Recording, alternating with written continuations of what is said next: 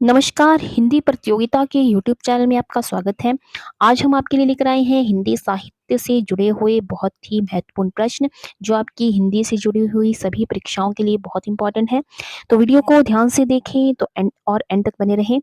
तो शुरू करते हैं। पहला प्रश्न है, सूफी धारा को किस आलोचक ने प्रेमाश्रयी धारा कहा है? तो सूफी धारा को प्रेमाश्रयी धारा कहा है आचार्य रामचंद्र शुक्ल जी ने। अगला प्रश्न है, मानव भवन में आर्यजन जिनकी उतारे आरती, पंक्ति किस काव्य ग्रंथ से है? तो ये पंक्ति ली गई है मैथिली शरण गुप्त द्वारा रचित भारत भारती से। अगला प्रश्न है, सब आंखों के आंसू उजले सबके सपनों में सत्य पला, पंक्ति किसकी है? तो ये पंक्ति है महादेवी वर्मा जी की। अगला प्रश्न है, किस संत कवि का जन्म अकबर के समय में और मृत्यु औरंगजेब के काल में हुई? तो मलूकदास जी जी का जो जन्म है वो अकबर के समय में हुआ था और मृत्यु जो है वो औरंगजेब के काल में हुई थी। तो मलूकदास जी इसका सही आंसर है। अगला प्रश्न है, संत कवियों के दार्शनिक सिद्धांतों का मूल आधार है? तो संत कवियों के दार्शनिक सिद्धांतों का जो मूल आधार है वो है अद्वैतवाद। अगला प्रश्न है, रचना कुमारपाल प्रतिबोध सोमप्रभ सूरी कुमारपाल चरित जो है वो हेमचंद्र जी की है। तो ये सभी रचनाएं जो भी हैं कुमारपाल प्रतिबोध सोमप्रभ सूरी और कुमारपाल चरित, ये जो है वो हेमचंद्र जी की रचनाएं हैं।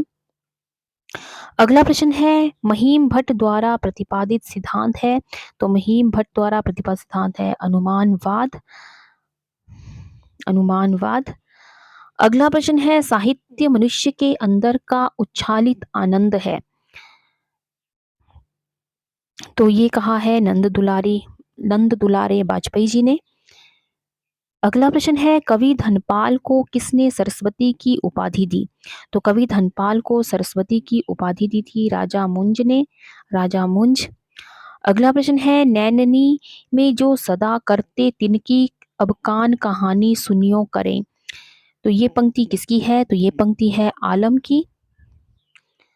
अगला प्रश्न है, कृष्ण की रस रूप और राधा को रति रूप किस संप्रदाय में माना गया है?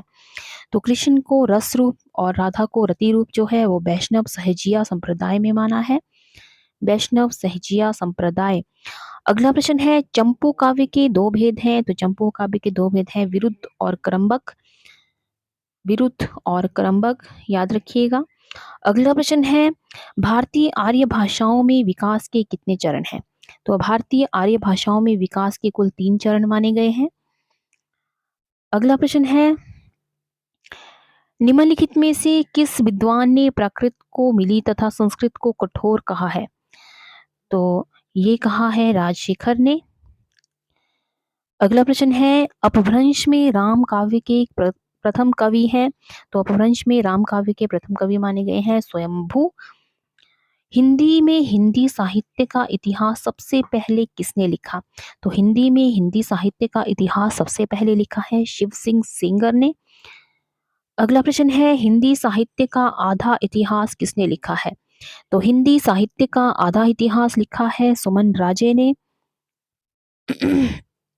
अगला प्रश्न है, रीतिकाल को अंधकार काल किसने माना है? तो रीतिकाल को अंधकार काल माना है त्रिलोचन ने। अगला प्रश्न है, हिंदी साहित्य का संक्षिप्त इतिहास के लेखक हैं? तो हिंदी साहित्य का संक्षिप्त इतिहास के लेखक हैं विश्वनाथ त्रिपाठी। अगला प्रश्न है, हिंदी की पहली कहानी लेखिका का नाम क्या है? तो हिंदी की पहली कहानी लेखिका का नाम है बंग महिला। प्रेमचंद के किस उपन्यास का पात्र सूरदास है? तो प्रेमचंद का उपन्यास है रंगभूमि, जिसका जो मुख्य पात्र है वो सूरदास है। सिद्धों ने किस भाषा शैली की रचनाएं की है? तो सिद्धों ने जो है वो संधा भाषा में जो है रचनाएं लिखी हैं अपनी।